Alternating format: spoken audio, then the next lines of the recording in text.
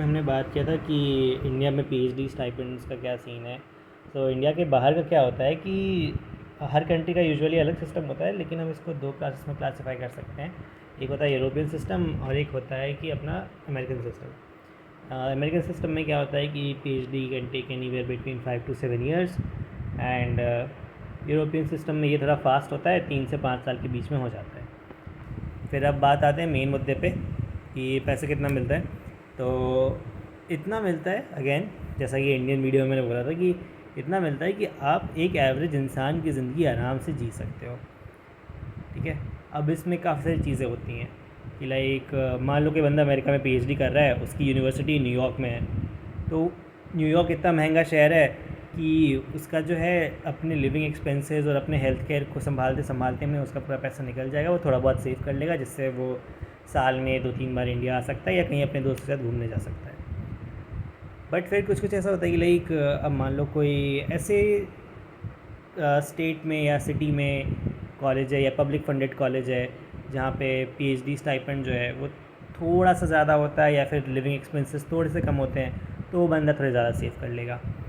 अब यहाँ पे ट्रिक ये आ जाती है कि अगर कोई बंदा ए है कोई बंदा बी है, जिनकी पीएचडी स्टाइपेंड ऑलमोस्ट सेम है, बट ए जो है वो कुछ ऐसा $500 या $800 दूसरे बंदे के कंपैरिजन में ज़्यादा सेव कर पा रहा है, तो वो जब वो पैसा ला के इंडिया में रुपीज़ में कन्वर्ट करेगा तो फिर वो काफ़ी ज़्यादा अमाउंट हो जाता है। और ये $500-800 हम सेइंग हो ना मंथली या ऐसा लाइक 2-3 महीने में वो इतना सेव कर ले इस बेसिस पे।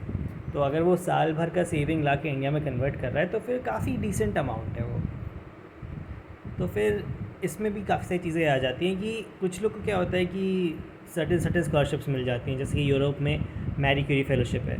अब ये सब मैं पूरा वीडियो एक बना दूंगा दूसरा कि कौन सी स्कॉलरशिप कहाँ कैसे मिलती है। बट बेटर रहेगा तुम लोग तुम लोग अपना गूगल कर लो इसको, या फिर यूट्यूब में जिनको मिली है उनके एक्सपीरियंसेस देख लो, ताकि एक फेयर आइडिया मिल जाएगा कि कौन कैसा कमा पाता है, कितना सेव कर पाता है। इसका एक और जो एस्टिमेट है वो आप ऐसे लगा सकते हो कि आप जो भी कॉलेज है उसकी वेबसाइट पे जाओगे तो वो वहाँ पे क्या करते हैं कि एक लिविंग एक्सपेंसेस का एस्टिमेट का भी इंफॉर्मेशन डाल रखते होते हैं। मतलब मैंने जितने यूनिवर्सिटीज़ में देखा है उनमें तो होता है कि एक स्पेसिफिक छोटा सा डिटेल देते हैं जिसमें आपको वो बता देंगे सारा कि अप्रॉक्सीमेट लिविंग एक्सपेंसेस कितने आएंगे, और वहीं पे वो मेंशन कर रहे होते हैं कि आपका पीएचडी स्टाइपेंड इतना होगा। तो फिर आप अंदाज़ा लगा सकते हो कि आप कितने शौकीन हो, कितना बाहर खाते पीते हो, कितनी पार्टी करते हो, उसके हिसाब से at the end of the month कितना सेव कर पाओगे। दूसरी बात ये आई कि जो स्विट्ज़रलैंड कंट्री है वहाँ पे यूजुअली ऐसा देखा गया है कि अगेन इसको जनरलाइज़ नहीं कर सकते, लेकिन जो मेरे पर्सनल रिलेटिव एक ईटीएच ज्यूरिख से पीएचडी कर रहे हैं और काफ़ी नोन्स में हैं जो स्विट्ज़रलैंड में गए हैं अपनी पीएचडी करने के लिए, तो वहाँ पे ऐसा देखा गया कि stipend is really awesome.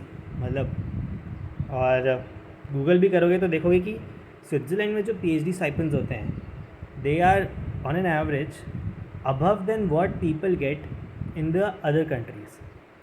And ये मैं ऐसा नहीं कह रहा कि लाइक CHF जो है वहाँ की जो भी करेंसी है वो जो है उसकी वैल्यू डॉलर से कम है ज़्यादा है, उसकी वजह से मैं नहीं कह रहा मैं कि आप एक काम करो, आप वहाँ की पीएचडी सैलरी लो और वहाँ की एवरेज जो एनुअल इनकम है एक दूसरे एम्प्लॉय की उससे कंपेयर करो, तो आप ये पाओगे कि रिलेटिव टर्म्स में स्विट्ज़रलैंड का जो है वो थोड़ा पे बेटर होता है।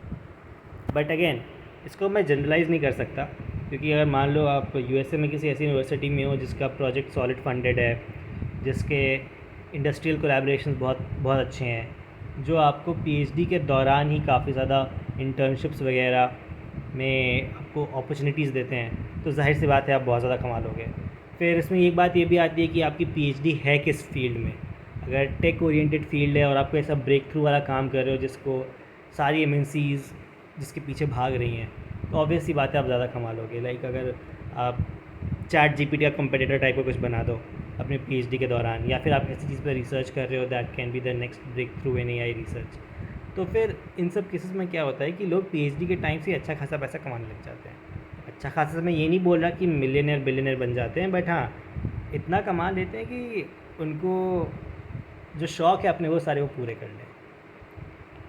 फिर इसके बाद पीएचडी में काफ़ी सारी और चीज़ें भी होती हैं, लाइक टीचिंग ऑब्लिगेशंस होते हैं। टीचिंग ऑब्लिगेशन क्या है कि अभी आप आईसर आओगे तो आप देखोगे कि आपके टीएज होंगे। तो इंडिया के बाहर क्या सिस्टम है कि कहीं कहीं पे दिस इज़ कंपलसरी कि पीएचडी का पार्ट ही है, पीएचडी कंप्लीट करनी है तो थोड़ा बहुत टीचिंग करना पड़ेगा। कहीं कहीं क्या होता है कि इट इज़ लाइक ऐसा ऑप्शनल है, मैंडेटरी नहीं है, करना है तो करो, नहीं करना है मत करो। कुछ कुछ केसेस में लाइक मैंने जो ईटीएच वाले अपने नून्स में का मेंशन किया, उनके यहाँ ऐसा सिस्टम है कि अगर उनका पीआई जो पीएचडी एडवाइस करने वाला बंदा है वो बोल रहा है कि टीए ड्यूटी कर लो या टीचिंग का काम कर लो तो करना पड़ता है, अदरवाइज़ नहीं करना पड़ता। कुछ कुछ जगह पे क्या होता है कि ये जो टीए ड्यूटी होती है इसमें थोड़ा एक्स्ट्रा पैसा मिल जाता है कि लाइक अगर आपने एक सेमेस्टर में इतनी क्लासेस ली तो उसका आपको थोड़ा एक्स्ट्रा पैसा मिल जाएगा। But again this is not something that you can generalize. और कहाँ कितना मिलता है नहीं मिलता है इसका रिसर्च आपको खुद करना पड़ेगा। आपको जो यूनिवर्सिटी पसंद है, जिस कंट्री को पसंद करते हो, वहाँ जाओ, देखो, वहाँ वेबसाइट पे पूरी इन्फॉर्मेशन रहती है। हाँ, इन केस अगर वेबसाइट पे पूरी इन्फॉर्मेशन नहीं मिल रही है तो लिंक्डइन पे पीएचडी स्कॉलर्स से कनेक्ट करके पूछना is a much better way of knowing what's happening in the latest program या फिर लेटेस्ट एकेडमिक ईयर। कुछ कुछ पीएचडी स्टूडेंट्स ही क्या करते हैं, वो अपनी खुद की वेबसाइट मेंटेन करते हैं and that is recommended to all of you जो रिसर्च में आ रहे हैं, because that makes connecting with people outside your work very easy. तो उस वेबसाइट के थ्रू उसमें अपना ईमेल आईडी या फिर एक जो भी प्रेफर्ड मोड ऑफ कम्युनिकेशन है उनका वो मेंशन कर देते हैं। जैसे कि मैं एक पीएचडी से बात किया था जर्मनी में, उसका प्रेफर्ड मोड था इंस्टाग्राम, तो मैंने इंस्टा पे उसको डीएम किया था एंड ही रिप्लाइड। तो इसके अपार्ट, पीएचडी के अपार्ट अगर आपको अर्न करना है इंडिया के बाहर तो फिर आपको अपने यूनिवर्सिटी में देखना पड़ेगा कि वो आपको बाहर फुल टाइम पोजीशन लेना अलाउ करते हैं या नहीं करते हैं, या within institute apart from your research project या apart from your departments projects कहीं और वो एम्प्लॉय होना अलाउ करते हैं या नहीं करते हैं। इसके अलावा फिर काफ़ी और तरीके होते हैं, लाइक कुछ लोग यूट्यूबर बन जाते हैं, मैं पीएचडी नहीं कर रहा हूँ अभी। कुछ लोग टेक कंपनीज़ में इंटर्नशिप करते हैं, पार्ट टाइम जॉब करते हैं, फ्रीलांसिंग करते हैं। कुछ लोग कैगल पे compete करते हैं। बिलीव इट और not, I like there are grand masters on Kaggle जो कि जिन्होंने अपनी पीएचडी जर्नी में जो भी कोडिंग सीखी होती है उसको लेवरेज करके काफ़ी सारे कॉम्पिटिशन्स जीते हैं और काफ़ी सारा पैसा कमाया है। सो ब्रॉडली स्पीकिंग मेरे को तो इतना ही पता है पीएचडी के मनी मैटर्स के बारे में। And if there are any specific question please drop it. अभी मेरे को नहीं पता तो फिर I will ask my seniors and I will get back to you. Thank you.